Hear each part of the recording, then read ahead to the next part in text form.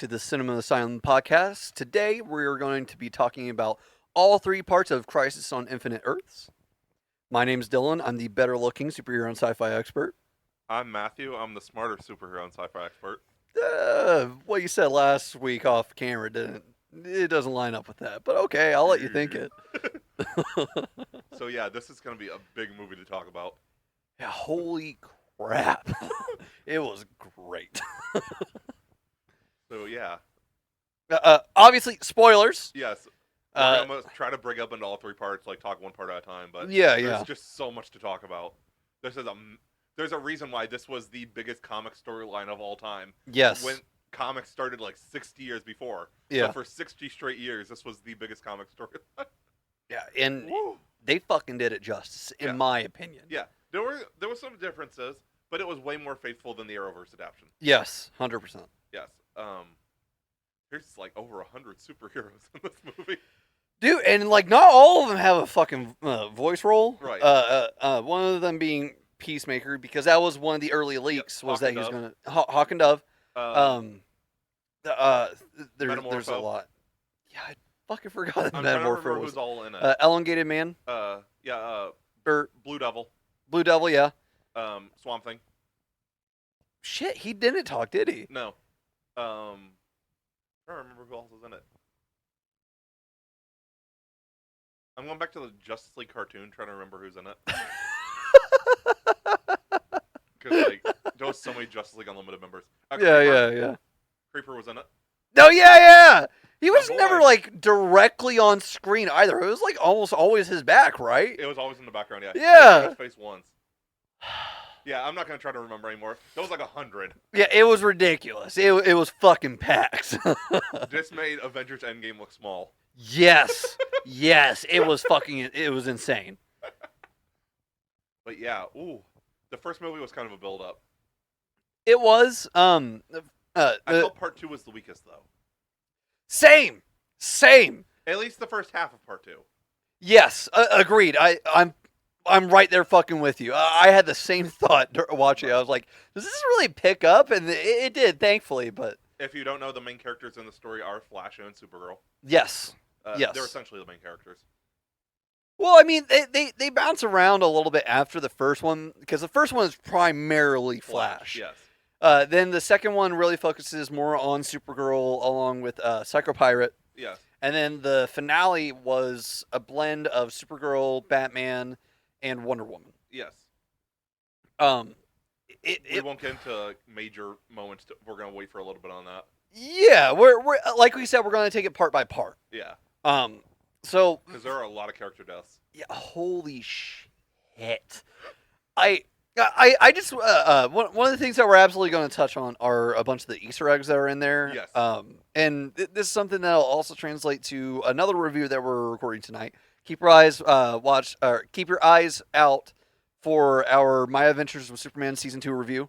We're going to be recording that as well. We're going to try to drop both of those the same day. Yes. This and that. Yeah. Yeah.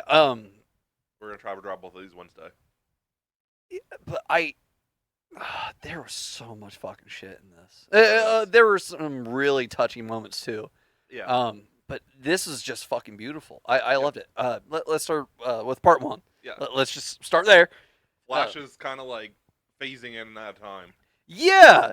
He's going back and forth all across his life as the Flash, and important moments include his marriage to Iris. Yes. His lightning rod. Yeah. As they say on the TV show. Yeah. I'm a Flash fan. The first and foremost when it comes to DC, I'm a Flash fan. I care for every variation of Flash that we've ever got. And for the record, this is an animated movie. He is played by he does another DC role. Yes, he does. This is Matt Bomer, who plays Negative Man on Doom Patrol. Yeah. He was another big DC character at one point. He was almost Superman at one point. Yeah, I remember that. I think that he voiced another major character. I'm spacing. I don't remember that. No, I love Matt Bomer's portrayal of Flash. Yes. I think that it's written really well. I think that they got a really good person to voice Barry.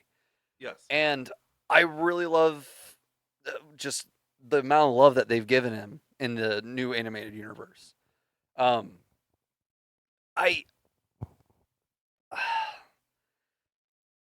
one of my fears was that they were going to kind of give him the front runner treatment that they gave him in Flashpoint, which obviously a movie about Flash is going to have Flash as the main dude. Yeah. But I didn't want that for Crisis. Right. Even though I knew the role that Flash plays in Crisis. I'm not a Flashpoint fan. Flashpoint was good. I understand why you don't like it though. Yeah. Obvious reasons, and then I just don't like the story either. Yeah, no, I get you. I was worried that that's what it was gonna be. Yeah. At least just like with part one, it was kind of a worry. Back to that scene from Flashpoint. Yeah, I thought so too. I was kind of getting apprehensive during like when they went back to the other world. I thought they were gonna go back farther to. Yeah, we'll get to that with part 3. Yeah. No, I fucking love this. This is great. Like him bouncing around his consciousness. I also like that they were they really discussed it, and the reasoning that they gave it was he was temporally displaced. Like he, what moment did they say broke him? Do you remember? I don't. It was so much to process. There was. I watched all of these back to back. I did too. This was like trying to process like a full like 24 episode season. Yeah, it was insane. There was a whole lot to process. Not only did you have to process that, but you had to tie it in with everything that came before as well. Yes. Because this linked back big time. I didn't even watch all the stuff that I should have. Because this is the end of the Tomorrowverse. Yes. That started with Superman Man of Tomorrow. Yeah. But apparently all the shorts that they did. I don't think I ever watched the shorts.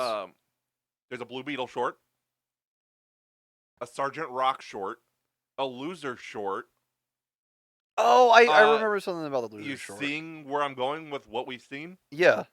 Like these are major parts of this. Yeah. And I didn't watch any of those shorts. I didn't either. I'm gonna have to go back and watch them now, and then rewatch Crisis. Yeah, I will say support physical media as we're jumping into this.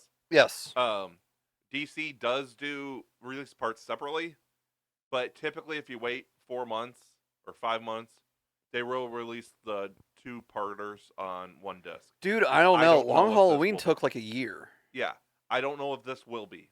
Because it's a 3-part. I don't know if they could fit 4.5 hours on one disc, really. I doubt it. They've been doing a lot of 4K releases for all of them too, so that doesn't help the runtime.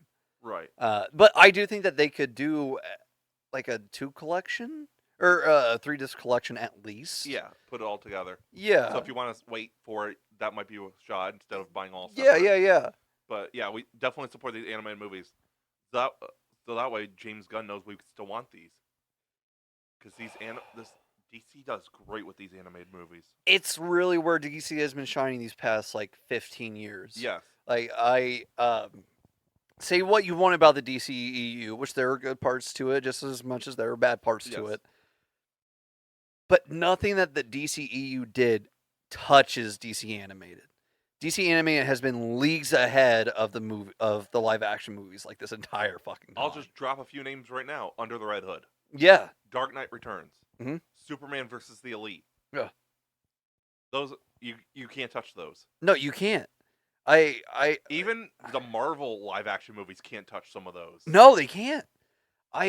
These are easily some of the best superhero movies. Period. Well, I just it's first of all the turnout for them is great. We get what like 2 DC movies a year at least up to this point. We were getting 3 or 4 for a while. Yeah. I just the turnover for this was great. James Gunn said quality was amazing. James Gunn said he's got handfuls of animated projects still in the works.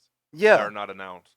And not all of them are going to be his. Yeah, the DCU projects. Right. Like some of them are going to be Elseworld stuff. Yeah. I can almost guarantee it. My Adventures with Superman Season 3, stuff like that. Yeah. We're going to talk about that later. Yeah, I know. I'm trying to hold back. Yeah. I'm super excited about that. Yeah, we'll get back to Crisis in a minute. Personally, there's 3 I still want to see that I really hope we get. I know Metal's one of them. Kingdom Come. and Blackest Night. Oh, I kill for Blackest Night. I still don't know everything about Blackest Night. I don't either, but all three of those would be dope. Like that would amazing. be just Yeah. amazing. But yeah, there's so much to process with Crisis. Flash is bouncing around and well, like almost the entire premise of the first one is Flash bouncing around, and right. I remember what it is. It was the Break from Earth 3. Yes. That broke him mentally, so he was bouncing around throughout his past. Yes. Yeah. So the Crime Syndicate are on Earth. Yeah, the Crime Syndicate's Earth. Yes. First of all, I like that version of Ultraman. Yeah.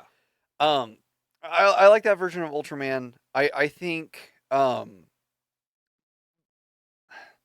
version of Ultraman that I grew up with wasn't actually the Smallville one. It was the Crisis on 2 Earths. Yes, I prefer that Owlman. Yes, I prefer that version of Owlman too. James Woods actually, say what you want, he was amazing in that role. He was. His voice talent is great. It's solid in its own class. Yes. I don't know why I've always had this intense hatred for Power Ring. I don't get it. I really don't. I've had it ever since the Crisis on 2 Earths. Yeah. I've had it ever since I got the DC Classics, like the Marvel Legends version. Yeah. Of the Crime Syndicate. Yeah. I've always fucking hated Power Ring. So seeing him get what he fucking deserves, I was so happy. Quick question: Is Johnny Quick? Is that the dude who plays Captain Boomerang in some of the other animated movies? Okay. If I remember right, I think it was Liam McIntyre. Yeah. Which I think was. I think he has to play Captain Boomerang. Was he? Yeah. Hold on. Maybe in Assault on Arkham. Let me see. Let's go to part 1. Because I recognize his voice too. Yeah. And I remember. Liam I remember McIntyre being like, "Who the fuck is this?" I know that name. Hold on. Keep talking while I look this up. But yeah, part 1 is a lot of setup for.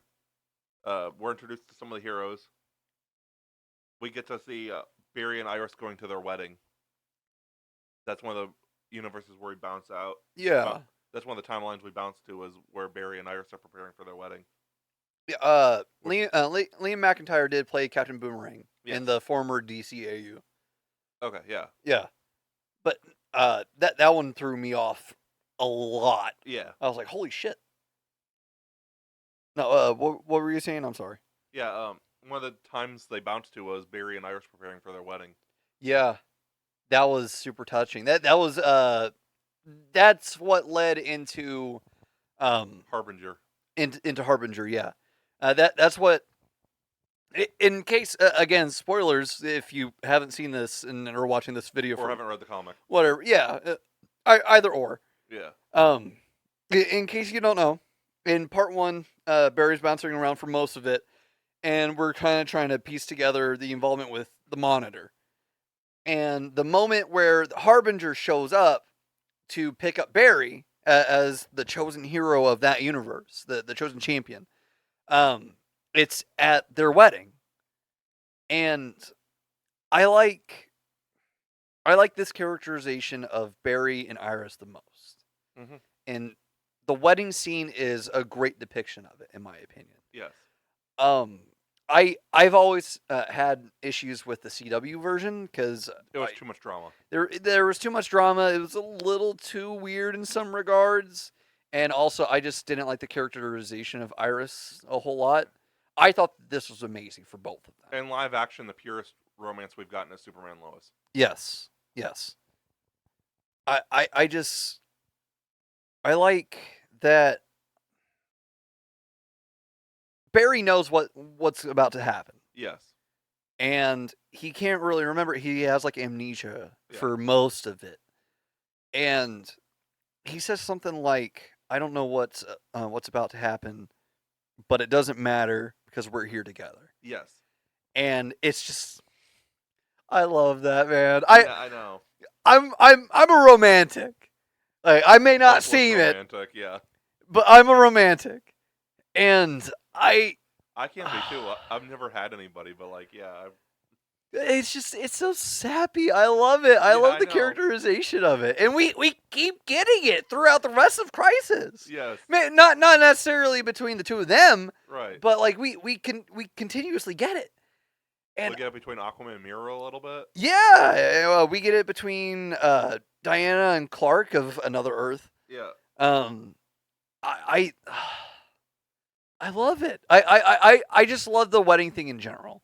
yeah. But that was a really touching moment. And where the monitor comes in, she's like, "We got to go," and from what I'm gathering, Barry stopped time so they can enjoy the wedding. Is what I'm gathering. Yeah, because that was like the one thing that he was asking for. He wanted them to be able to celebrate themselves first. Yeah. So he froze time except for all the superheroes that were there. Yeah. And him and his best friends celebrated that 2 hours, 3 hours, whatever it was. Yeah. They had that moment. Yeah, it was very touching. I loved it. I just, like I said, I love this characterization. This has to be my favorite characterization between Barry and Iris. Yes. It was amazing. At the end of part 1's when he bites it, right? Yeah. Yeah. Do you want to go ahead and start building up to that? So he's building a well, actually they started building the towers before Yeah, that, right? they're building like antennas on every Earth, Yeah. basically, and like Batman's coordinating it. Yeah, they're building antennas to phase the antimatter wave. Well, there's an antimatter wave destroying Yeah, all the Earths. and that it was something that Barry witnessed on Earth 3, and then when it took out Johnny Quick, that gave him the ability to jump dimensions. Yeah. And that's when it broke him. Yeah. Yeah. So there's an antimatter wave that's hitting all the Earths. Yeah. And so they're building antennas to phase the wave through the Earth. Yes, and it requires vast amounts of energy. Yes. Yeah. So I'm assuming it's another Earth where he's old? Or is No, that in that's the future? same one. That's the same Barry. Okay. Because Barry slowed down time. That way they had enough time to put the antenna together. Okay. That's what was going on. Because I was confused too. Yeah. I was like, what the fuck is this? I was like, is this like an alternate Earth where they're totally fine? Yeah. Yeah, no, he slowed down time at that moment to save Iris. Okay. So that's the reason why the two of them grow old together. And that's the reason why they managed to complete the missions, because he's basically stopped time for the like 60, 70 years or whatever, Okay. or however long it takes. Because they really do grow old together. in Yes. Which is amazing. It is. Like I said, my favorite characterization. Yeah. Beautifully written, in my opinion. They kind of die together too, in a way. They do. The very final day of everything. They spent the entire time. That's something that we didn't talk about. It shows a fight between the Justice League as they were just forming and Amazo. Yes. And so Barry saves Amazo's head to help him out, he didn't save it specifically to help him out during this But moment. it's used in the calculations for the. But yeah,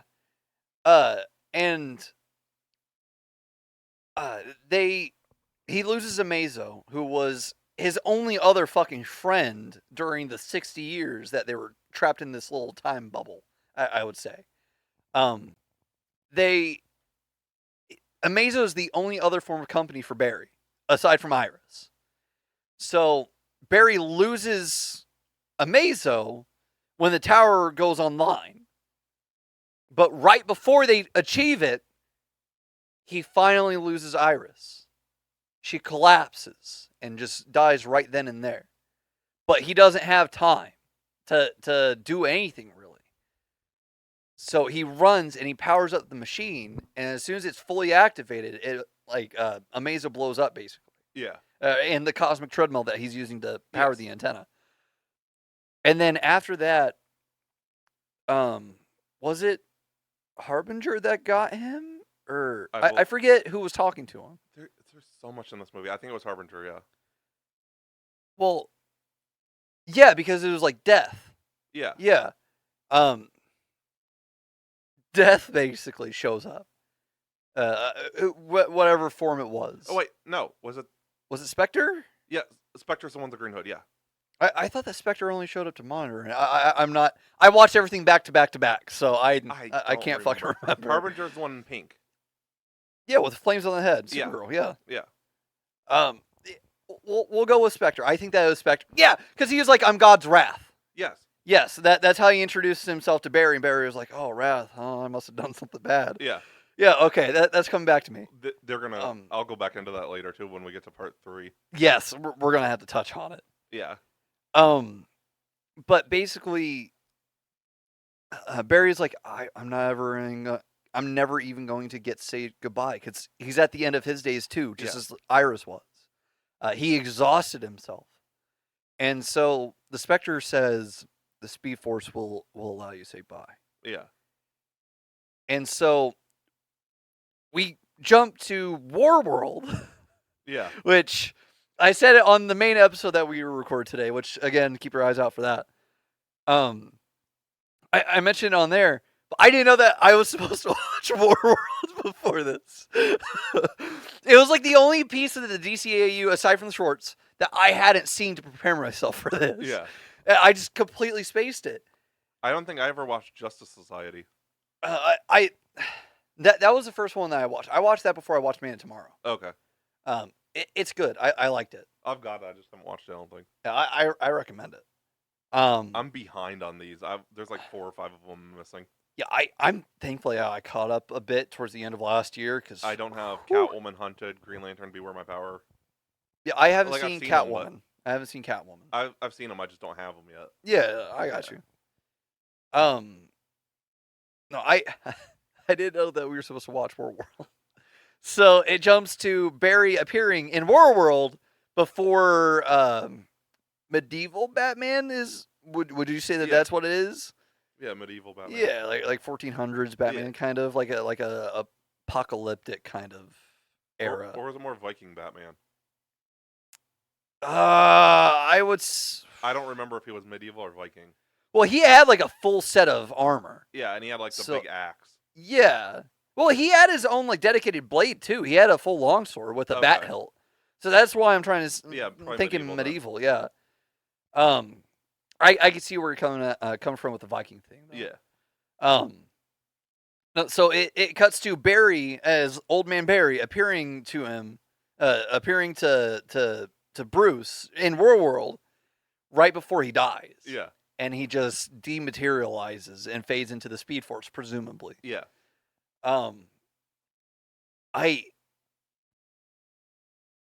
love Flash. Yeah. I do. And seeing a death like that, which is one of the best deaths for any character ever. Yeah. And to think it actually pales in comparison to some of the ones later in the movie. Yeah. I was shattered. That was just round 1. Yeah, like go to the next 2 parts without that. I was so lost. I was destroyed utterly. Like I was devastated. I just, man, it was brutal. Crisis went hard. It went harder than it had to, which I'm glad for. I'm glad that they didn't pull punches. Yeah. They showed no mercy. They didn't. They just said, "Okay, we're here to ruin your day." Yeah, yeah. No, it was just really good. I loved it. So part 1 ends with all the universes surviving the antimatter wave. Yeah. Yeah. All the universes survived. But do you want to end off part 1? I forget what happened at the end of part 1. Well, they were. What were they facing? Because that's the reason why I wanted to pass it off to you, was because I was blanking on it. It's hard to remember the line between part 1 and part 2. I know. Because I think I think that they realized that another antimatter wave was coming. Yeah. After that, like they succeeded once. It was a storm and not. Yeah. They were like, these waves are getting bigger and bigger and more intense and stuff like that. But that's about where part 1 ended, if I remember right. Do you want to save what we rated until the end? Yeah. So you don't want to do it part by part? We will do part by part, but once We'll save it after we talk about part 3. Yeah. Okay. I'm pulling up the. I'm just Synopsis? gonna pull up the plot now. Yeah, because I just can't remember how exactly it ends. I remember how part 2 begins. Harbinger, is revealed to be Supergirl, Right. and they realize they might have changed history now, as Brainiac and the other Legion of Superhero members disappear. That's right. Yeah. Yeah, they totally fucked it up. Like, this was supposed to happen. Yeah. I totally fucking forgot about that. Holy shit. That was good. I like the tie-in to Legion of Superheroes. Yeah. That's one of my favorite ones to come out of the Tomorrowverse was Legion of so Superheroes. good. It was great. Halloween. Yes, Long Halloween. Oh, Long Halloween was great. I need to rewatch it in its entirety. Long Halloween's top tier. That was one I had been waiting for before like Kingdom Come and stuff. Yeah. Long Halloween was one I've been waiting for years. Yeah, it was one of the main. Sorry to get off topic. Yeah. Long Halloween was one of the main, because while I like Batman as a character, I like his storylines. Yeah. I'm not super into reading his comics. Yeah. But that was one of the storylines that I really loved when I checked it out. I thought that it was really neat and interesting. I think that it held up really well. I don't get what the hate is for the adaptation. I really don't. No. It makes no sense, or to me at least. Maybe somebody could tell me why they think it sucks. It contains one of my favorite nicknames for a Batman character. Huh. They refer to Catwoman refers to Poison Ivy as Jelly Green Jezebel. That's really good. That's really good. No, part 1 was really solid. I loved it. I thought it was great. I was not disappointed at all. Nope. Part 2. Yeah, do you want to start it out? We're thrown into Gotham City. Yeah, on Earth 2, right? I believe. It's not showing the plot, so we're kind of screwed. It's not showing the plot on Wikipedia. So if we forget, we're kind of screwed. But yeah, it shows them in Gotham City by the tower. Yeah. The antenna tower. We get Jensen Ackles' Batman. So fucking good, dude. So good. And this Batman, when Dick's parents got murdered at the circus, he sent him back to the orphanage. Yes. He sent him to an orphanage in Central City. He asked Flash for help getting him there. Yeah. And he is met with all the other Earth's Bat family.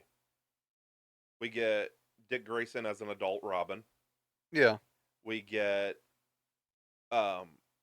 Damian Wayne as Robin 4, 5, whatever. One of the... Yeah, it'd be 4, because Tim Drake was 3. Yeah. Yeah. We get Helena Wayne Huntress, yeah, which is the daughter of Catwoman and Batman. Mm. Which there was a really solid sibling rivalry between the two of them. Between Damian and Helena. Yeah, I love that. And then we get Will Freedy, or Freddy. Friedel, I thought. Friedel. I'm sorry, we butchered your name. Yeah. We get Will back as Batman Beyond. Oh, it was so good. I was so happy about that. Now people are speculating they're going to do a Batman Beyond animated movie. Dude, I hope. It was... anything Batman Beyond, I'm so down for. And the fact that we were going to get that from... the Spider-Verse people? Yeah, Lord, right? Yeah, I'm sorry. I'm... Continue. Yeah. Continue. So, obviously, it's Gotham. Joker's going to show up. With a tank. Trying to blow up the tower. Like an idiot. There's only one way to find out. How do you know if it'll fail if you don't pull the trigger? Yeah. I love Troy Baker as Joker. Yeah, it's the thing about Troy Baker's Joker is that it's super reminiscent of Mark Hamill's, Yeah. and that's something that I really, really, really appreciate. First of all, it just shows the sorry, again, off topic. It shows the impact that Mark Hamill has on the character. Yeah. And it's the same kind of impact that Kevin Conroy has, where people are trying to create that resonating voice. It's not too off topic. We'll save it. We'll Yeah. save it. Yeah, that's a major moment. Yeah. We'll say it. I'm just saying it's not too off topic. It's not. It's not. I just it was I remember because didn't Troy Baker also do the voice of Joker for Arkham Origins, or did he only do Batman? I don't know. He did Assault on Arkham, the animated movie. Well, I know that he was the voice of Batman in 2 projects. Oh, I don't know. I just love that line where he finds Black Spider's head in Assault on Arkham. Denzel, what have they done to you? Assault on Arkham is such an undervalued and underappreciated DCAU film. Honestly, it's so good. I prefer the 2 animated Suicide Squads over both the live action ones. Really? Yeah, I prefer Hell to Pay and Assault on Arkham over the 2 live action ones. Oh my god. I see Hell to Pay. Because of the plot. Yes. The plot. I like how it really ties into everything. Yes. I see Hell to Pay stacking up against the Suicide Squad. Yeah. But man, Assault on Arkham is below that for me. 2016 Suicide Squad is below the other 3, in my opinion. Yeah. And I haven't checked out Isekai yet, but yeah, I've not either. I didn't realize it was out until today. Yeah. I just never saw any it's been marketing out like 2 for weeks now. Should be more than 2 weeks. It has like 7 episodes or out. 3 weeks. It might have had like a 4-episode premiere or something. Yeah, I think it did. Sorry, I'm trying to. Now I need to know if what all Troy Baker's done in DC. No, right. It just shows Mark Hamill's impact on the character of Joker. Yes. And I like that Troy Baker is able to embody that a lot, or really well. Because for a second, I did think that it was Mark Hamill. Yes. I was like, no. I was like, that it doesn't sound quite right. No. And just Troy Baker also played on Long Halloween. Yeah. Troy Baker does amazing, which fucking shocker. A massive voice talent like Troy Baker does a great job. Yes. It's like saying that Matt Mercer did a good job. Yeah. Like it's like same thing for Laura Bailey and Gray Delisle. Like, this person did a great job. Tara Strong. This person did a great job. No shit, they're professional voice talent. Greg Sipes. Yes. I would love to get Greg on the podcast. The casting for it, that'd be fucking amazing. I don't think I'd be able to talk though. I'd be I'd be just completely delusional the entire time.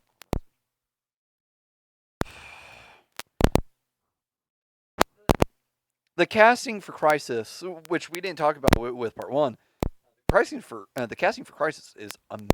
Yes. I really liked. Yeah.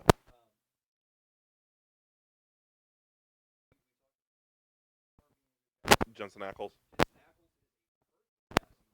Honestly, as I love Jensen Ackles, but behind Kevin Conroy, my favorite Batman animated is actually the dude from the previous universe, Jason O'Mara. I really like his voice acting for Batman. He was really good. I like that. I just think, I also prefer the animation in the previous universe. Yeah. This one really grew on me. I felt like the last universe varied too much. Yeah. Yeah, it grew on me, but overall I prefer like the Batman design and stuff for the last universe. Okay, I got you. But I'm trying to remember what happened next. A lot of they were setting up the when they found out the wave was hitting, they actually ended up finding out there was actually a creature. Yeah. Okay. Hold on. Before we get to that point. Oh, you remember now? Well, no. I remember part 2 better than I remember part 1 because because I'll let you take over. Yeah. Yeah, it's hard to process. I'll let you jump on this.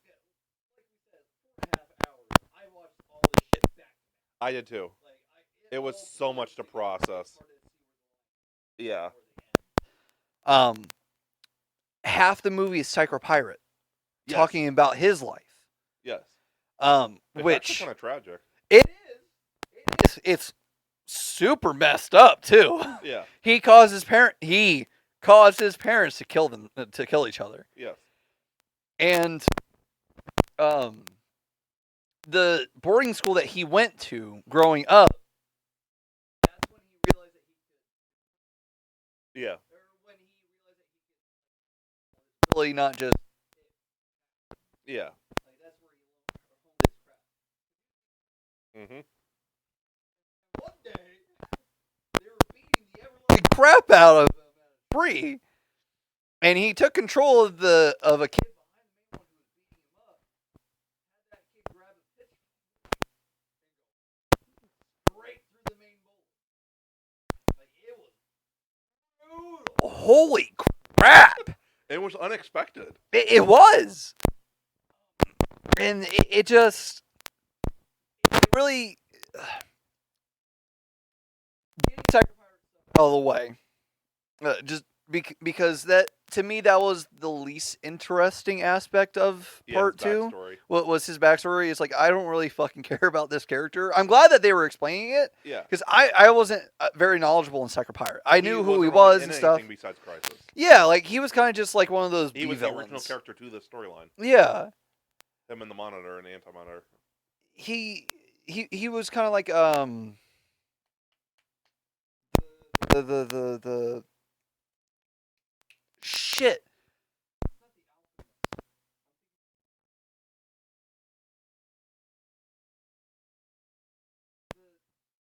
Guy that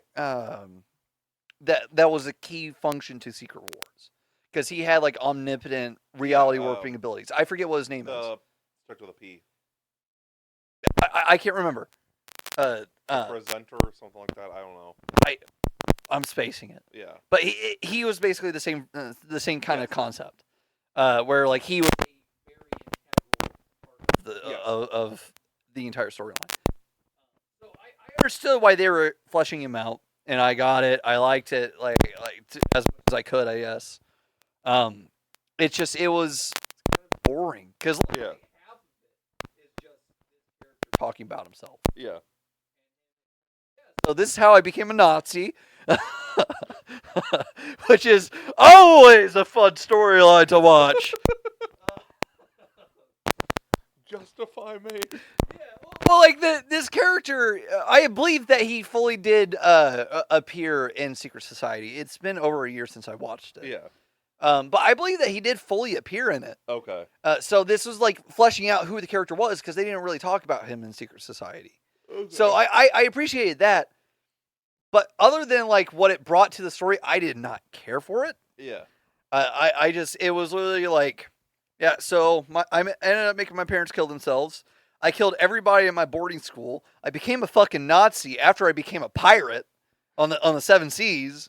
And then once I got fucking bored here and the Nazis got defeated, I went to the next universe and did it again. Like, eventually Harbinger finds him.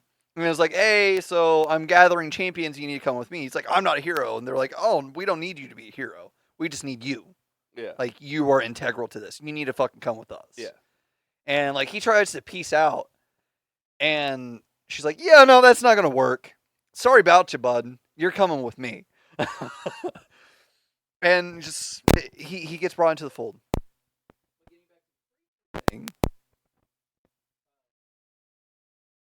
Oh, yeah, the Shadow Demons.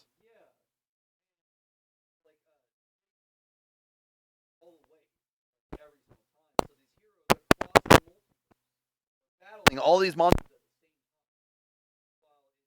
Always obvious that the monsters are trying to keep them from activating the towers. And I'm sorry.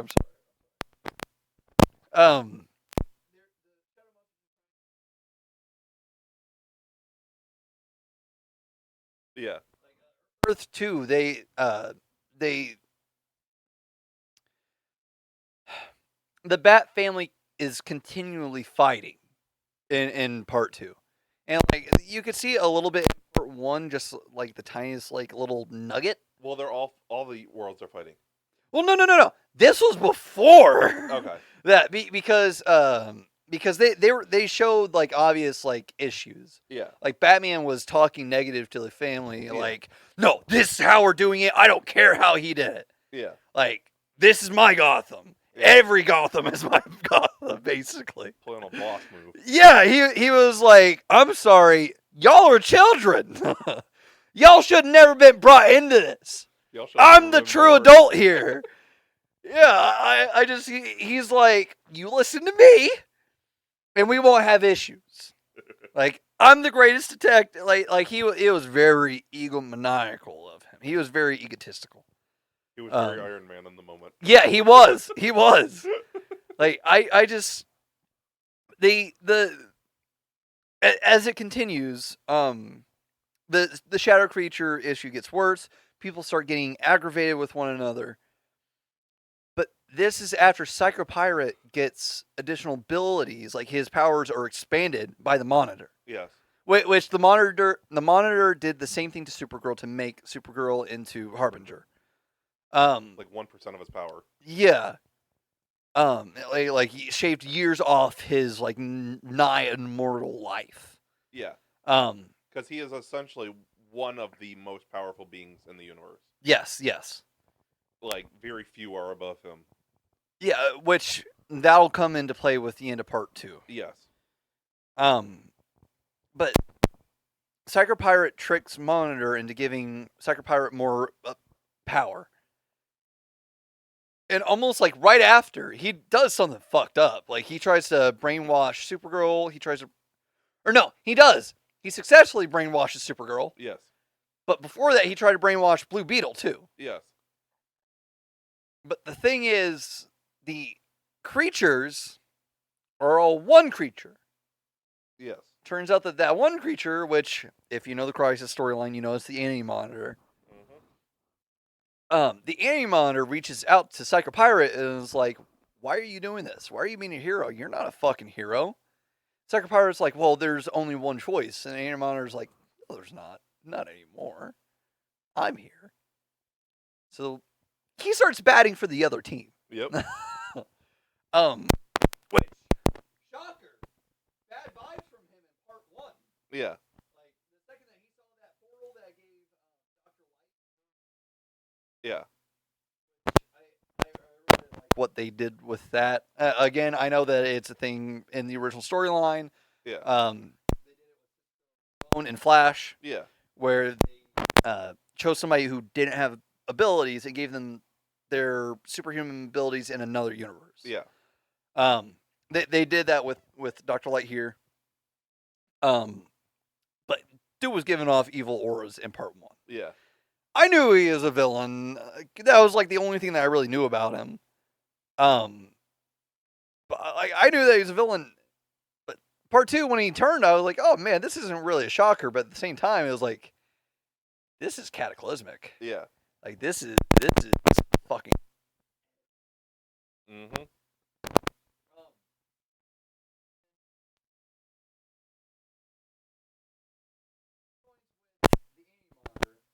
He brainwashes Supergirl, which, while everybody is realizing the full range of danger, after all these creatures compile into one form, this one being, and the superheroes are doing everything to take him out. Not yet. They're still fighting amongst themselves because Psychopirate used his powers to make the superheroes all hate each other. Yeah, because he increases negative emotions. Well, he can do all emotions, but he increases like negative a reverse emotions. empath. Yeah.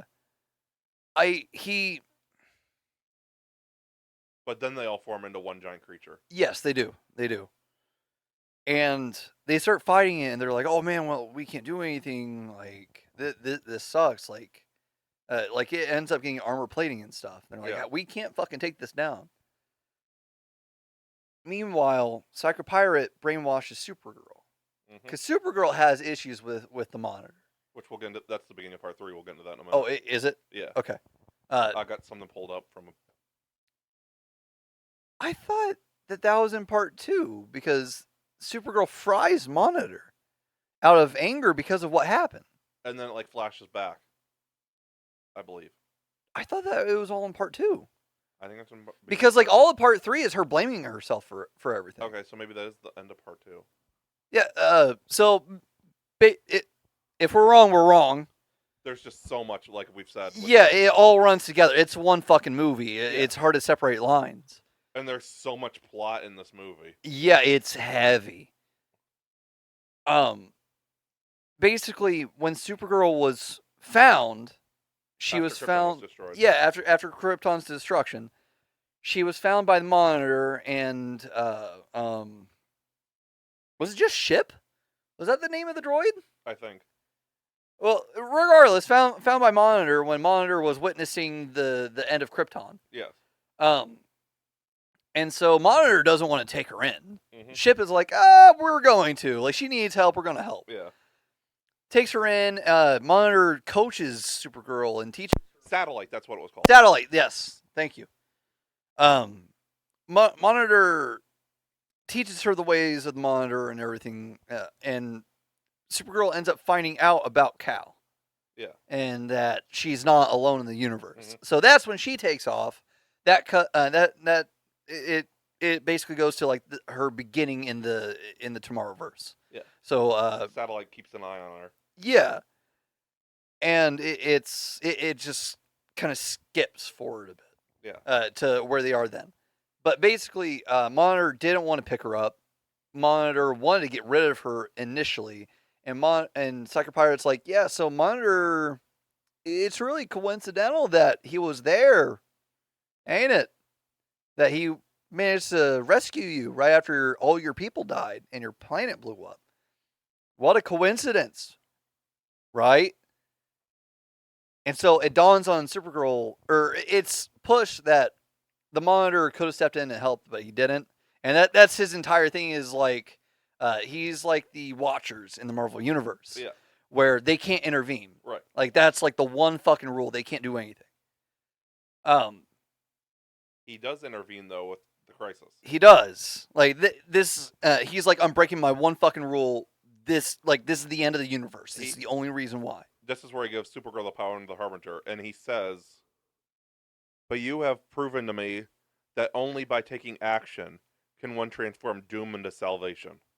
Yeah. Shout out to my friend Hector for this. I'm just going to give him a shout out real quick. He has a page called, I forget the name of the page now. Faith and Fandom, Finding God in Geek Culture. I just had a brain drain. You were just looking at it. I know, I just had a brain drain. He just shares stuff like that, like, and he has devotionals where he like talks about like finding God and like nerd stuff. So I just want to give him a shout out because he shared that quote and then he put a Bible verse under it.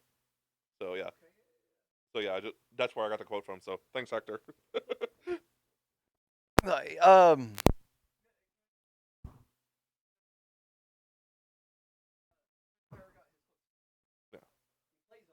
Yes. Supergirl fully convinced that. Mm-hmm.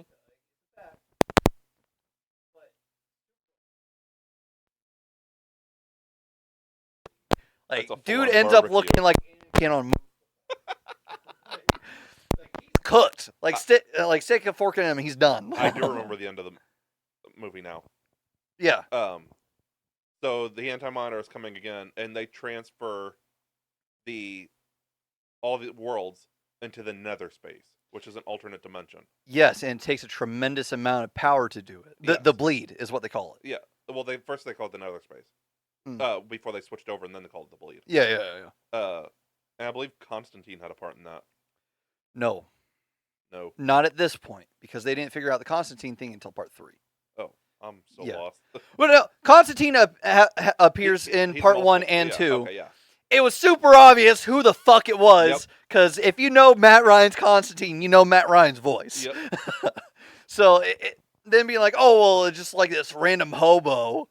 Like, no, that motherfucker's Constantine. Like, you can't fucking trick me on this shit. Just because he doesn't have a cigarette in his hand doesn't mean it's not. right. He doesn't have a trench coat on or anything, They but made mention of that, it's like, fucking him. That he hadn't had smoke in like a millennium or something. Yeah. He was like, it's been 10,000 years or something. Yeah. Again, Constantine remains to be one of the best written characters in DC right now. He really does. In comics too, like I know. Constantine is one of the best written characters in comic books. Yeah, he's fucking amazing. Perfect, on point here. We need a short film where Deadpool meets Constantine. Well, to be fair, James Gunn hasn't ruled it out. Same as Kevin Feige. The amount of attitude in one short film. They would end up making out by the end of it.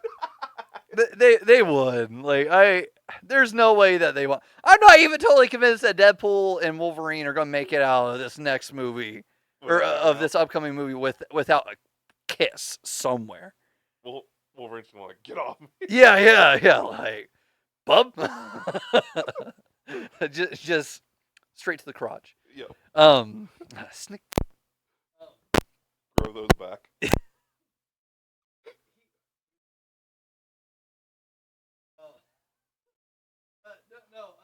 Yeah, so part 2 in Monitor's death. Yes.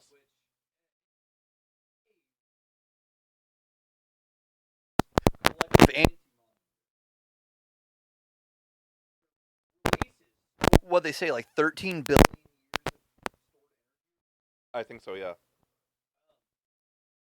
Billions of years all up collectively enough.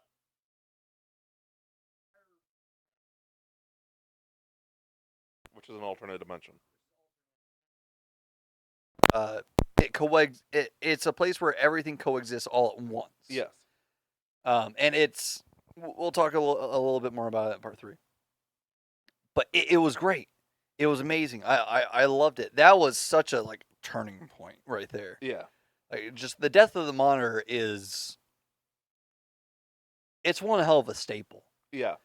I need again to read the comic now. Well, see, that's the thing. I've read stuff about the comic. I haven't read the comic itself. Watching all the way through this makes me want to download the app and pay for the subscription to read all of it. I can only borrow it. Do you have the collected tome? I have the graphic novel. Okay. Yeah, my mom got for me for Christmas 2 years ago. Nice. I haven't read it yet. Yeah, I'm going to borrow it. If you want to read it first, by all means, go I'm ahead. going to soon. Yeah. I'm going to read Green Arrow Sons of Violence first. Okay. Because of Cape Crusader. Sure, I get it. I still got to read your comic too that you let me borrow. Dude, it's fucking good. Yeah, you still have my movie too. Yeah, I realized that we both still had each other's stuff. Yep.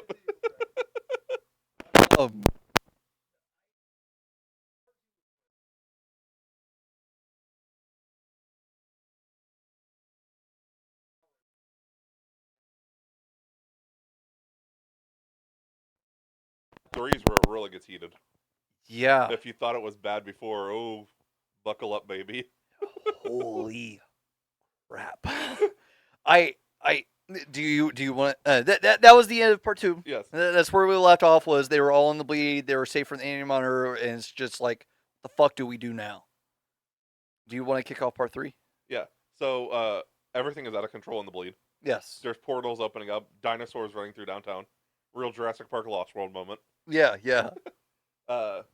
Then all of a sudden, Sergeant Rock and the Loser show up, chasing the dinosaurs back into the portal. Yeah.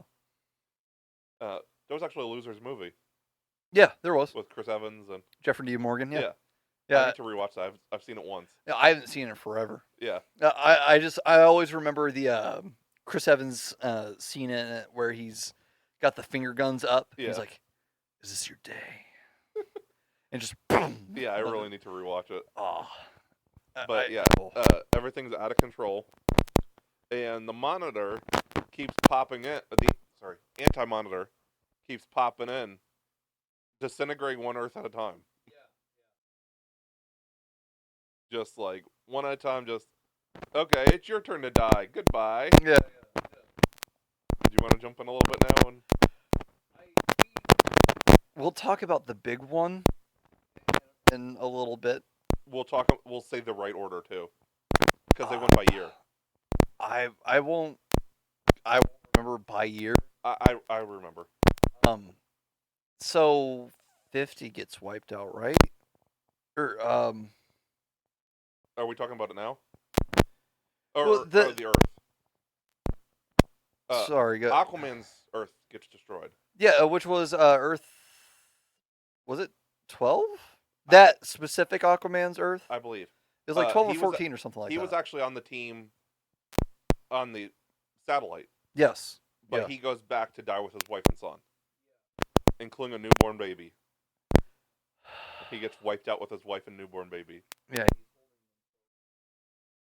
Like we said, Flash was just the tip of the iceberg. It's brutal. Oh.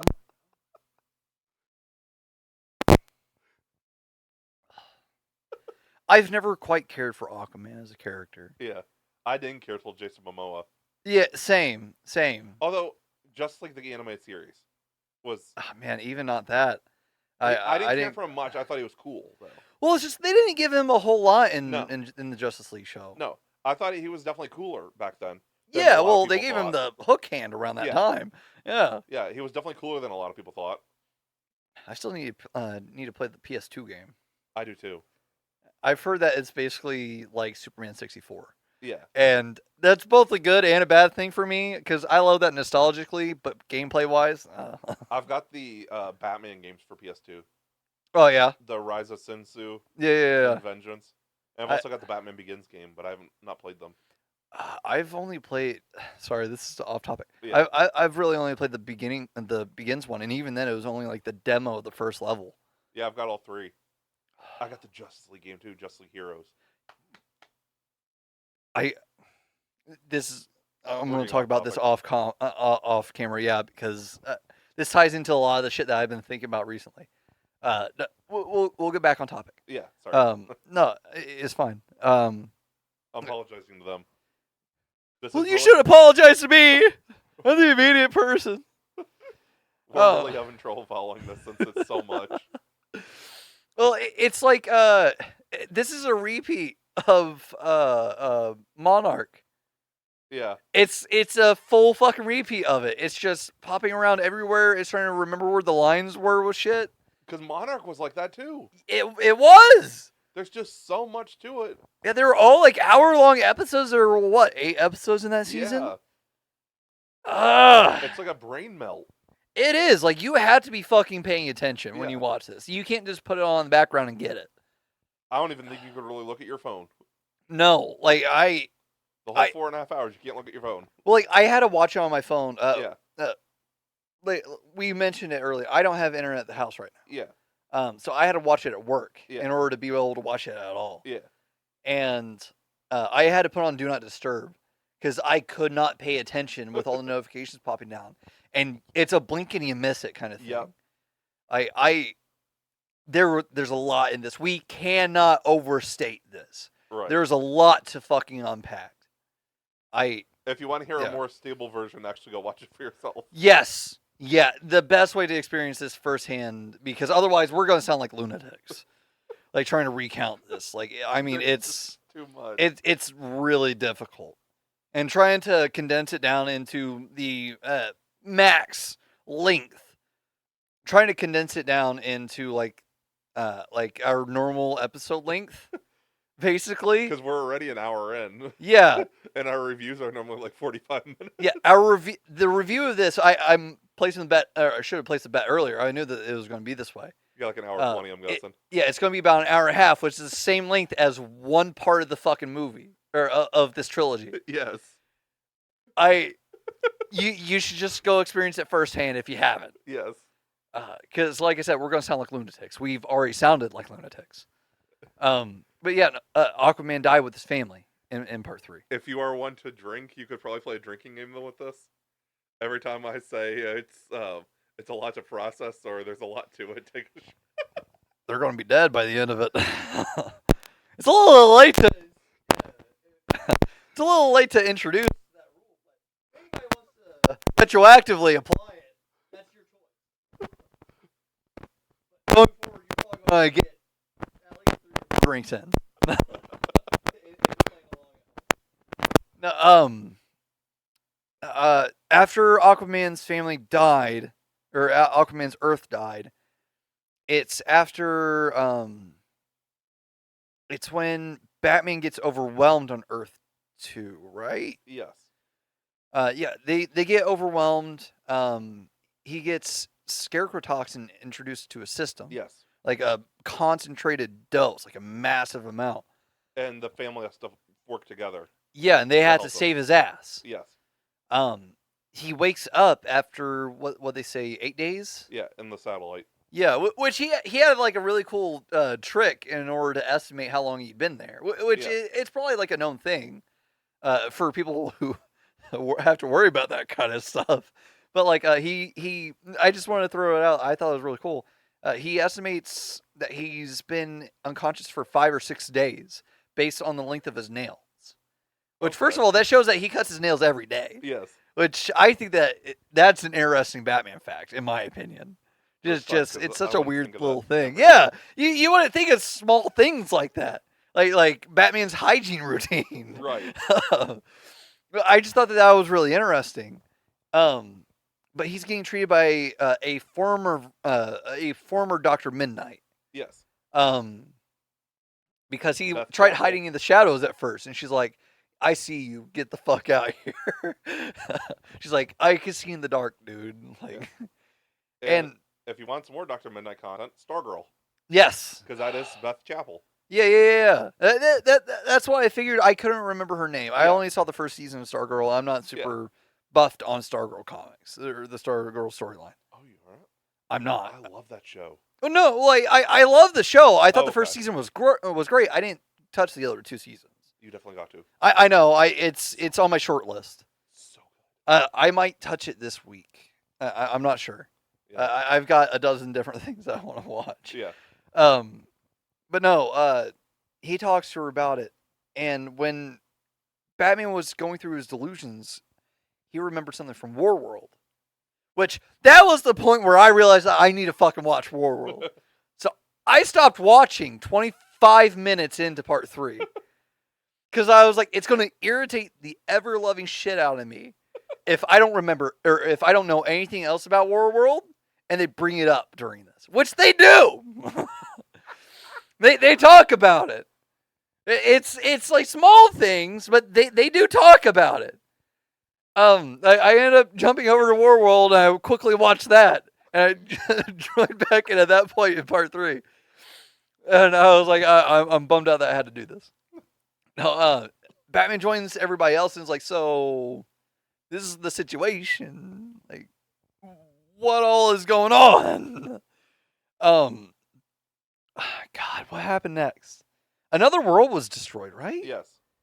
What was destroyed next? I don't remember. I thought you had it pulled up. No, I said I couldn't find it. Oh. Well, Wikipedia doesn't have the information. we saw. Wasn't it like a It was almost like a clip show, wasn't it? Because it was like a montage. Because they were like recounting all the Earths that had died in that week, right? I think so, yeah. Okay. I know we're getting pretty close to the big thing. We are. I'm pretty sure that was the very last one that we saw end. No, it wasn't. Because they showed 4 in a row. Yeah. I And it thought was that. the second. Was it the second? Yes.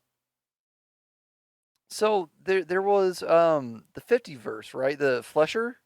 Was that in this? No. Okay. Oh, Super Friends. Yes. Super Friends was next. Is that where we're at? I think. So, yeah. We watch 4 Earths get destroyed in a row. Yeah, because I do think that was a montage, and then we got like one later. Starting with Super Friends. Yeah. And then, here we go. We see Batman the Animated Series with the final voice performance of Kevin Conroy and Mark Hamill together. Yeah. Well, it's going to be the last of both of them in general because Mark Hamill's not coming Right, back. he said without Kevin there's no punchline. Yeah. Oh boy. Go ahead. Take it. So yeah. it shows like the rooftop shot from the end of the credit scene of the opening credits of Batman redone. And as the antimatter wave is slowly moving towards them, Mark Hamill says something to the extent of, "Oh, it's the end, and you're here with me. You do care." Kevin says, "I do care, Joker, about Gotham, about justice. And if this is it, at least I get to go out like this, being Batman." It was super heavy. I I think that might have topped Guardians 3 and a couple other movies. I think that might have been where I've cried the most during a movie. I was bawling. Well, I mean, it was to anybody who doesn't care about DC, to anybody who doesn't really realize Kevin Conroy's impact.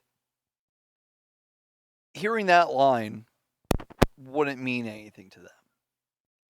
But growing up the way that we did with DC, with Kevin Conroy as Batman, And watching this now, knowing he had cancer while he was saying those lines, yeah, that at least I get to go out being Batman. yeah, He knew he was dying when he said those lines, which makes it all the more tragic. He's always been a part of my life. I first started watching the animated series when I was like 3 or 4 years old. I'm turning 30 this year. old man. But he's always been a part of my life. Yeah. I mean, in later years, like, we never were close or anything, but I've been friends with him on Facebook for like the 7 years before he passed. And I've talked to him a couple times. He was a really great guy. And, like, so being a part of my life all that time, just being on screen and then actually having talked to him a few times, like, it destroyed me. Like, it absolutely destroyed me. It was definitely a gut punch. Like, honestly, that is the best way for his character, for his performance of Batman to end, in my opinion. Yeah. I know that there's probably some people that are like, I don't like the fact that his Batman died, but like, get the fuck over it. What the fuck were they gonna do? That was honestly the perfect send-off. It really fucking was. It was. If he's gonna die, it's gonna be with the entire world ending. He can't do anything about it to stop. Yeah. Batman can't stop the world from ending. Like, he's still going out being Batman. Yeah. Yeah. And then moving right along to more, now we get Justice League, the animated series. Yep. And we see all of them get disintegrated right after Hawkgirl and Green Lantern kiss each other. Yeah, finally! Holy shit! And then, keep moving on, now we get Teen Titans 2000. Yeah. Yeah. That was... It wasn't a lot, like what they showed. It was just the T-Tower. Yeah. But my entire superhero childhood from before 10 years old, within 3 minutes. Because I never watched the Marvel shows growing up. I didn't watch them till later. Yeah.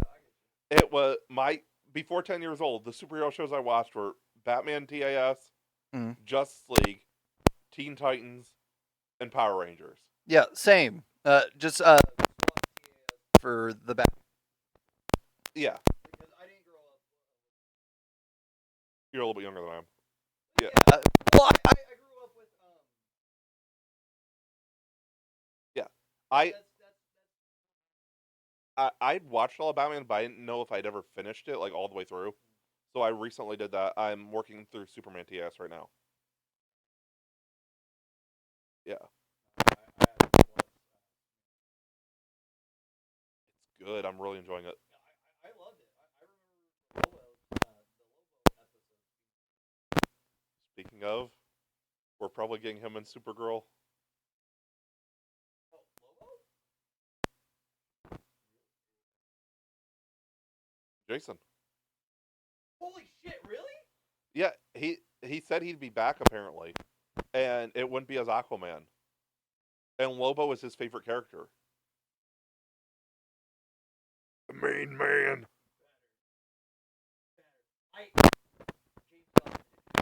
In the off chance that you see this and you've stuck around this long, despite our lunacy, yeah. Please, if it's not confirmed yet, cast Jason as Lobo. Please. Please. The world needs Jason as the main man. All you gotta do is you gotta look at Boss Logic's edit of it. It's fucking amazing. A Lobo movie has the opportunity to do like Deadpool numbers. Yes, it does. A Lobo project in general. Like, holy shit, dude. Every single thing we've gotten with him so far has been neutered. Yeah. Even on Krypton, he was neutered. I never watched Krypton. You haven't? No, never. We're gonna have to. That's gonna be a thing we're gonna have to do. With Brainiac. I think that It's only 20 episodes. Yeah, so that's something we definitely got to do. But yeah, we got so much stuff planned. Yes. Too bad we can't stop time like Flash. I wish I could. It'd make life a lot easier. But yeah, back to the. Yeah, we just universe after universe after universe. They're all falling, and I don't want to skip anything. I can't remember. They Right. Okay, I remember. Supergirl. Yeah, so because the end of the second act, which ended a lot later in part 3 than I thought that it would. Yeah. The end of the second, leading up to the end of the second act, all of part 3, Supergirl's blaming herself for what's happening, or for what's currently happening. They're trying. She's blaming herself for everything, and they're trying to figure out a way to stop the Anti-Monitor the next time the Anti-Monitor pops up. Well, one question is, how the fuck did the Anti-Monitor find us? Because this is supposed to be completely secluded. The Anti-Monitor cannot find them outside of time and space. Turns out Lex Luthor placed a collect call to the original universe and had Psychopirate beam out a message inviting the Anti-Monitor to study the Anti-Monitor. Yeah.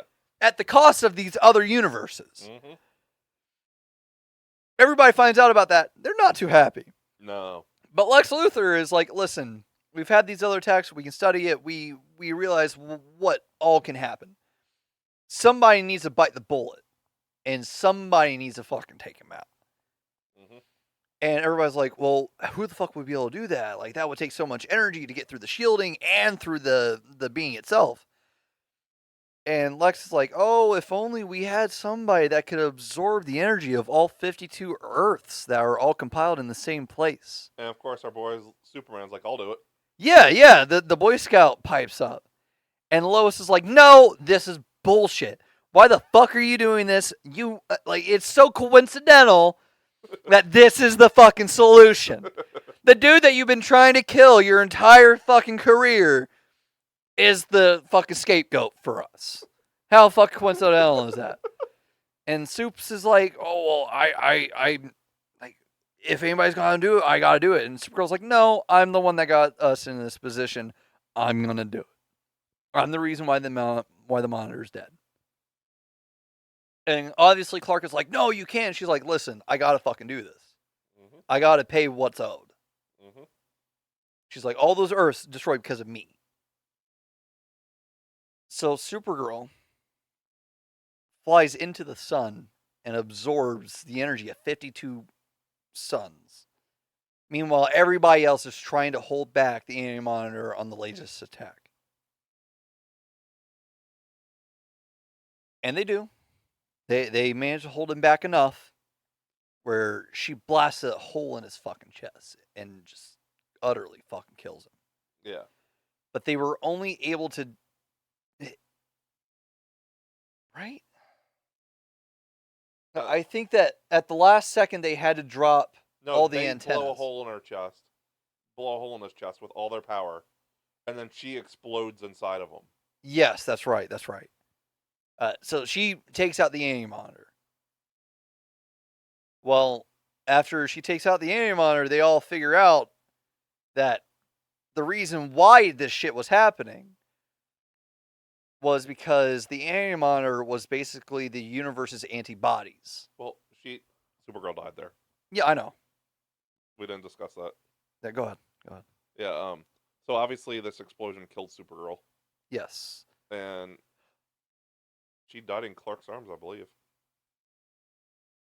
I believe she was already dead. He held her. He brought her in and screamed. Yeah, Which and is that's the where cover we of got the comic the book. iconic one. Yeah. Yeah. The issue 2 Yeah. or something? It's also the cover of the graphic novel. Yes, yeah. Yeah, But yeah, it's a really heavy moment. yeah. It was brutal. The anti-monitor is the universe antibodies.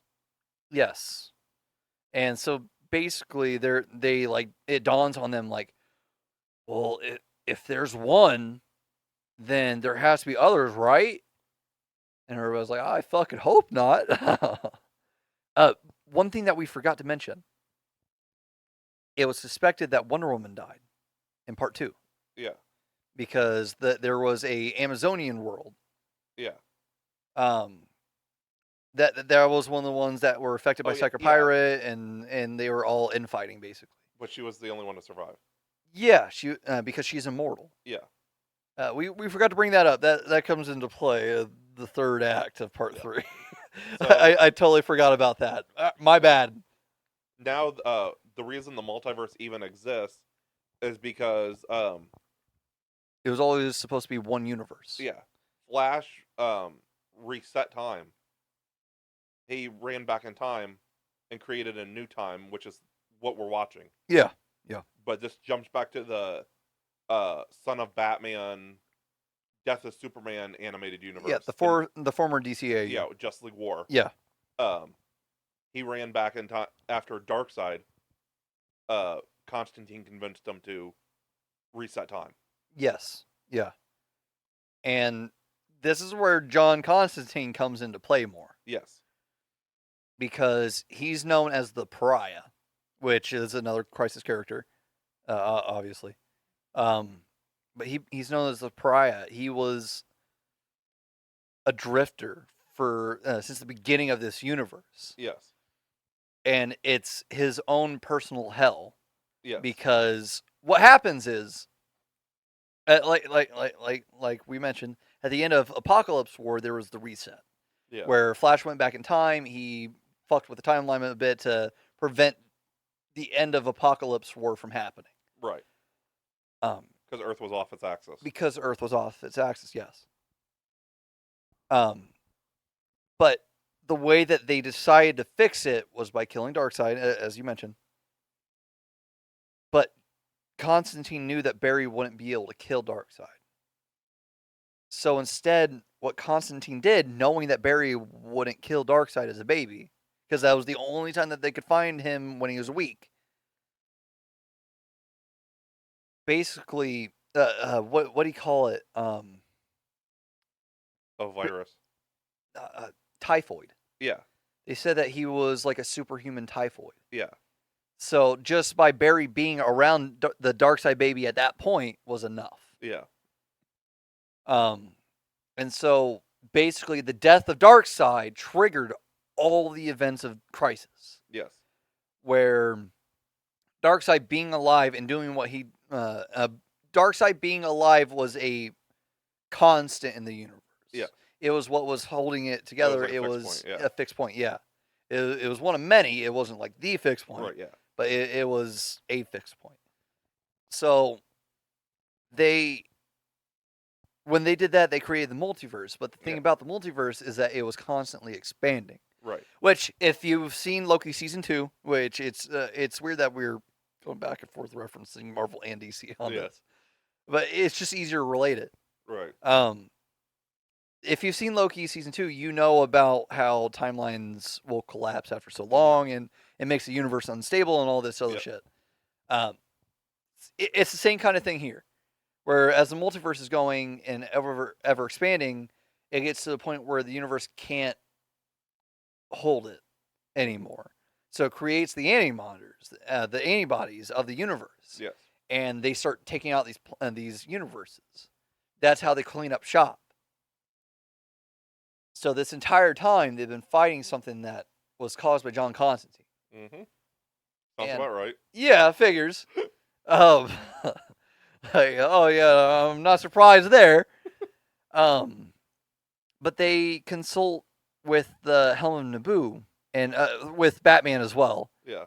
But they consult them, and that's how they figure out everything that happened with Constantine, because Constantine doesn't remember shit. Yeah. He just remembers that the end of the days is coming. Yeah. Because he's the pariah. Yeah. They basically, after all this revelation happens, after they're like, oh man, what the fuck are we supposed to do? Fuck, I forget how they realize they need to make a single timeline. Yes. And they managed to do it, but the way that they do it is, or the way that they're able to live long enough to do it, because Constantine helps create the portal with the use of the machine from... the Miracle Machine. Yeah, the Miracle Machine from Legion of Superheroes, yeah. And Wonder Woman powers it. Yes, and that's what made me remember the fact that she supposedly died in part 2. Because she does die now. She does die now. She sacrifices herself. So that's 4 major character deaths in this story. Yeah, because Constantine was going to kill himself. Yeah. He was going to sacrifice himself to the Miracle Machine, but it wasn't enough. It was the energy of one life. Yeah. That's the reason why Wonder Woman was like... that's the reason why Wonder Woman kills herself, is because her entire thing is, I have outlived everybody. Yeah. And I'm going to continue outliving everybody. Mm-hmm. Because, like, she outlived her people. They talk about it a little bit. Eventually where Superman's going to die. Yeah, Clark is like, I'm going to outlive people. But she's going to outlive me. Yeah. And so, like, she's on this entire arc of, like, I'm going to be the loneliest woman in the universe. Yeah. So she ended up sacrificing herself. Yeah. Which was... It would have been a tearjerker, I think. Yeah. That was fucking brutal. I can't imagine being that devastated. I was drained after this movie. I can fucking imagine. Like, the fucking multiple deaths in this one? Like, I think my tear ducts were actually, like, empty. Holy shit, dude. Like, it was awful.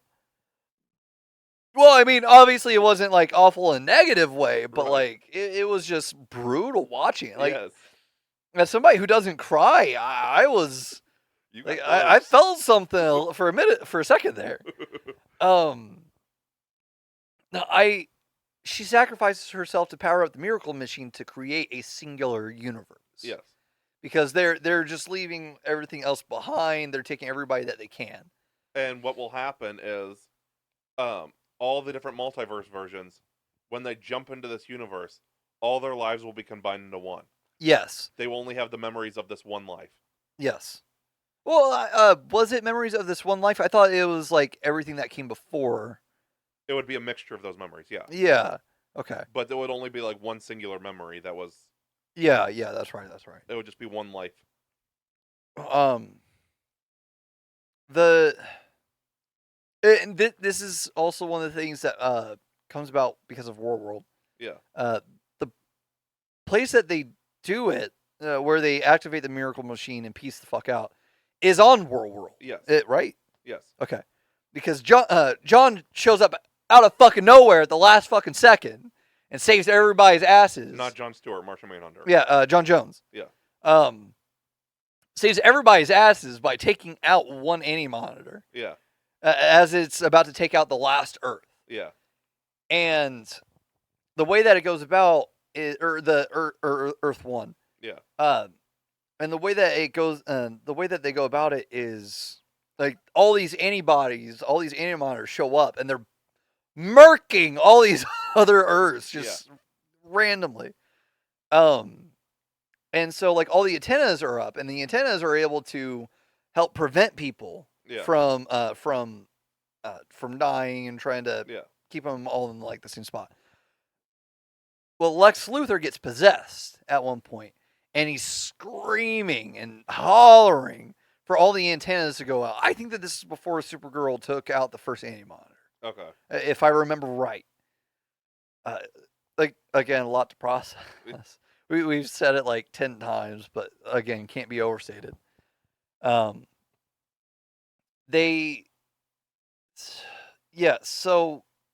before Supergirl takes out Anti-Monitor, Lex, quote unquote, screams out for them to drop the power of the antennas. And they do finally deactivate it. They're all back to the original point where John's able to locate them and appear for them, and is able to start taking out and defend them as they all get to War. And then that's when John Constantine, with the help of the Miracle Machine, they finally open up a portal. Yeah. And all the heroes hop through as this universe, this multiverse is dying. Except for the Question. With the exception of the Question, Constantine, and Spectre. Yes. Because the Question is like, I object to this out of principle, yes. right? Is that what he says? Yes. Which I fucking love that. I want more Question content, desperately. I would like a noir HBO Max series. Yes. Conspiracy yes. thriller. 100%. I don't care if it's live action or animated. Yeah. Please. It'd be cool to have it live action. I don't think that we've gotten Question live action. We haven't. Have we? Okay. TVMA conspiracy thriller. Oh, please. I think that would be amazing. I just like this little bit because again, I'm not a big Question person. Like I've known about him. I like him. Yeah. He's a conspiracy theorist. I can resonate. What if we got Jeffrey Dean Morgan?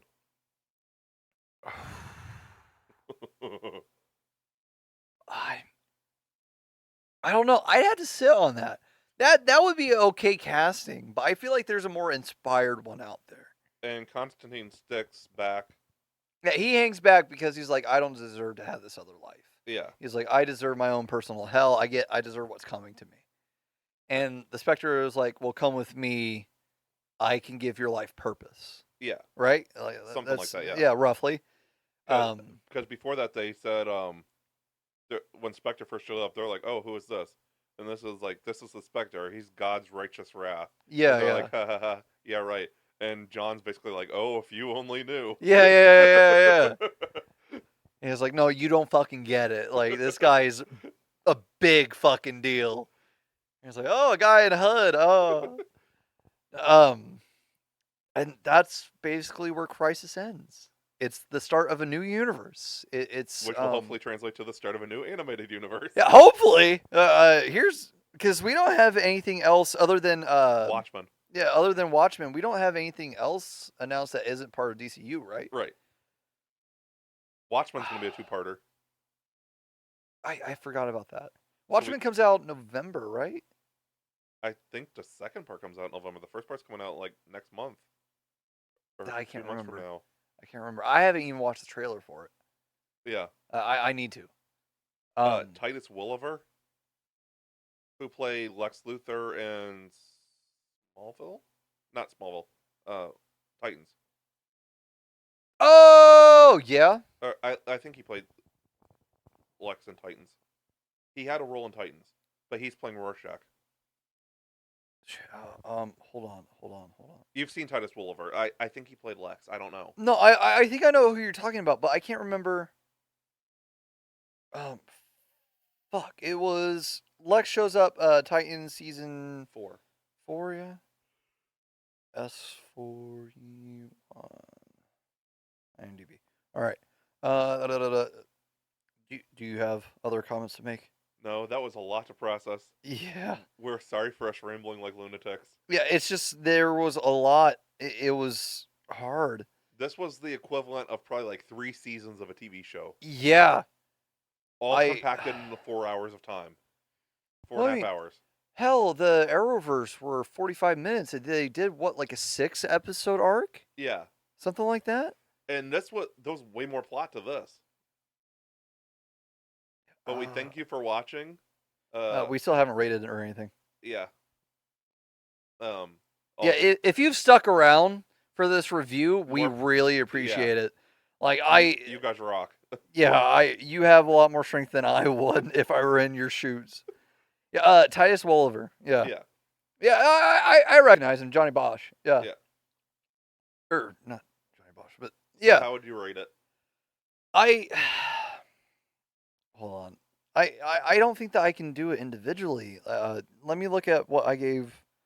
I gave all 3 parts a 5. Going back, I'd probably give part 2 a 4.5. Yeah, I think it looks like if I had to do an average, it would be 4.25, Yeah. 4.25 stars. I think that's about the average.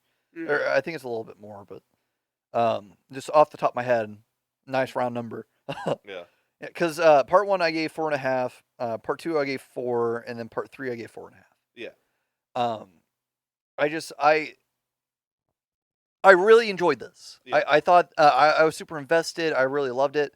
Like I said, I love Tomorrowverse. Yeah. The art style really grew on me. Seeing the culmination of so many things and how well it ties everything together. Because Apocalypse War didn't really tie everything together. No, very it well. kind of left it open ended. Yeah, it just kind of like built on what came before and didn't really pull anything. The most that it really pulled was Flashpoint Connection. Yeah. That was basically fucking it. I think when Apocalypse War ended, I was like, freaking really? Yeah, it was it didn't have. This was a lot better ending. It was a lot more satisfying. For what 4 or 5 years of storytelling. Yeah. It was pretty solid. Which Apocalypse War had what 10? Yeah. Well, 8. No, 6 only. Was it 6? 2014 to 2020. Oh. So that would have been only 3 years for. No, because Crisis ended this year, so I would count it 4. Yeah, it started in 2021. Oh, it did? Yeah, I think Man of Tomorrow came out in 2021. Man, it's hard to keep track. It might have been 2020. They release so many movies a year. Yeah. like we said We're earlier. literally getting 5 this year because 3 parts of Crisis and then 2 Watchmen. Oh, that's right. Huh. Wow, we're really eating good. Yeah. Well, and we're getting Creature Commandos. Yep. Yeah. And Batman Cape Crusader. Yeah. And the Penguin. DC's keeping us fed real well. Yes. They really saw that Marvel left an entire pocket open, basically. Yeah. It's like, oh, we got you, don't worry. Thank you for watching this. Yeah, thank you. You watched the 2 geeks, only one on camera, talk this entire time. Your bravery is to be commended. Yeah, seriously, you got some serious strength. It's rivaling Superman's. Yeah, I really like this. It was super satisfying. I can't wait to see.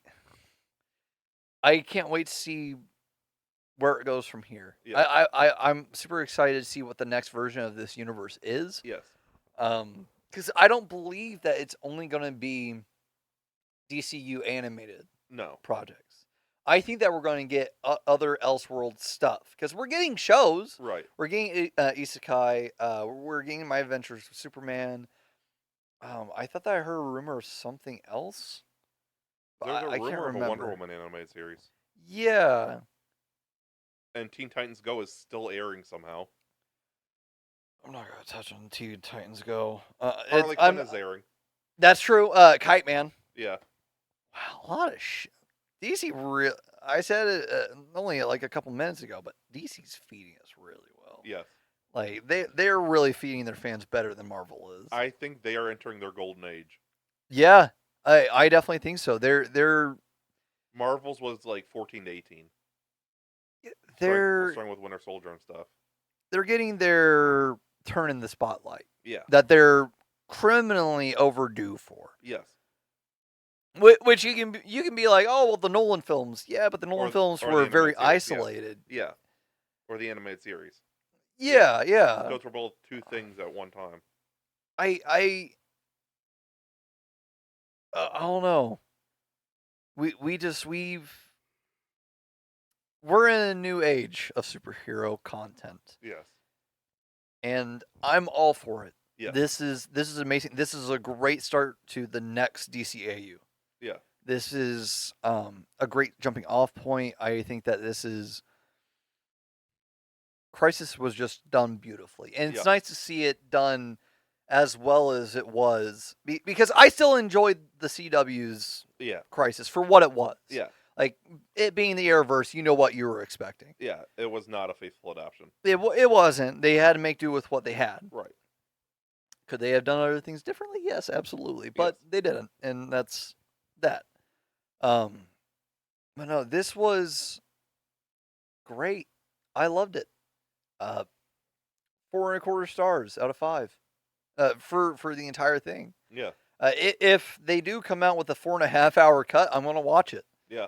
I'm honestly gonna wait to see if it does come out, and I'll buy that, because I'd just rather watch it all on one disc. Well, I think the only way that they'll manage to do that is if they do it on a Blu-ray. Yeah. But how long was the Snyder cut? They split down into 2 discs. What did they split that on into 2? Yeah. But that would take a lot more gigabytes, I feel like, an animated versus a live You would action. think. I definitely believe it, but I don't know. I don't know a whole lot about the 4K process. Neither do I. It's something that I need to. So. Well, I've been trying to build my 4K collection. It's not working out too well. I need to get Twister on 4K. Yeah, I wanted to do that before Twisters came out. That's the main reason why I didn't watch Twisters, and probably won't watch Twisters for a while. We thank you for watching this. Yeah, thank you so much. We really do appreciate it. Remember to like, comment, subscribe. Make sure to leave us feedback, both good and bad. We really appreciate constructive criticism. Make sure to follow us on social media. If you look up the Cinema Silent Podcast, we can guarantee you're probably going to find us. We're on Threads. TikTok right now. Yeah, except for TikTok. We're on Threads. We're on Twitter or X, whatever. We're on Twitter, Facebook, Instagram, and YouTube. We're trying to expand more. Please make sure to keep an eye out for our future content. We have 5 different things being uploaded, like this week, right? Yes. So it's a content overload. Yeah.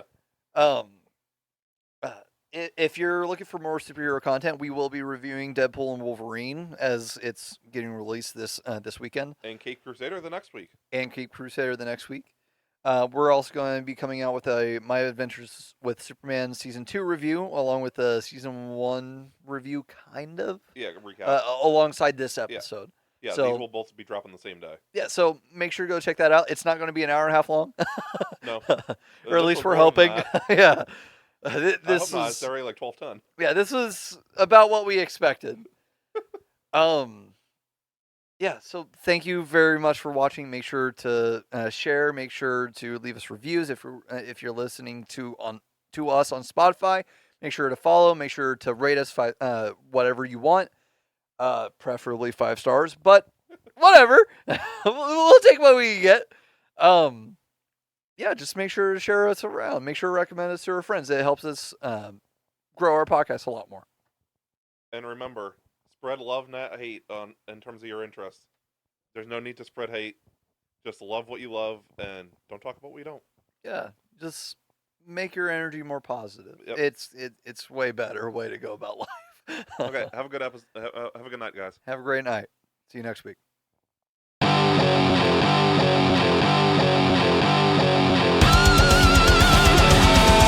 We have been the Cinema Asylum Podcast. You guys were awesome.